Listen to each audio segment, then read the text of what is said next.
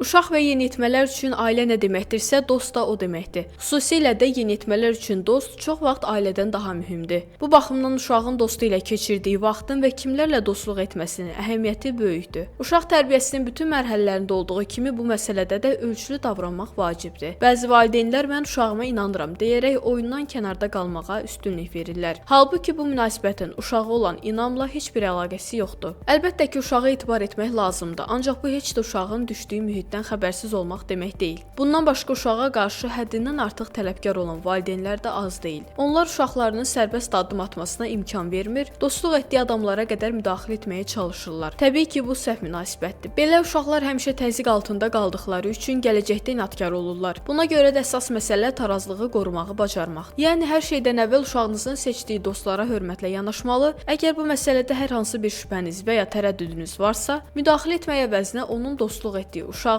və ya ailəsini tanımağa çalışmalısınız. Əgər tərəddüdünüz bundan sonra da davam edərsə, onda uşağınıza öz tərəddüdlərinizi çatdıra bilərsiniz. Təbii ki, bu halda da ilk cümləniz əmr cümləsi olmamalıdır. Fikirlərinizi ifadə etdikdən sonra uşağınızı dinləməli və ortaq nöqtələr tapmağa çalışmalısınız. Bu şəkildə həm uşağınızın dost seçməsinə müdaxilə etməmiş, həm də bu işdə ona kömək əlinizi uzatmış olarsınız. Uşağınızın dostlarını və onların ailələrini tanımaq üçün isə birgə mərasimlər təşkil etmək olar. Bu uşaqda özünə inamı artırmaqla yanaşı ailə üzvləri arasındakı dialoqu da möhkəmləndirər. Elə isə vaxt itirmədən işə başlayın. Qarşı tərəfi anlamağı və yersiz tənqidlərə yol verməməyi də unutmayın.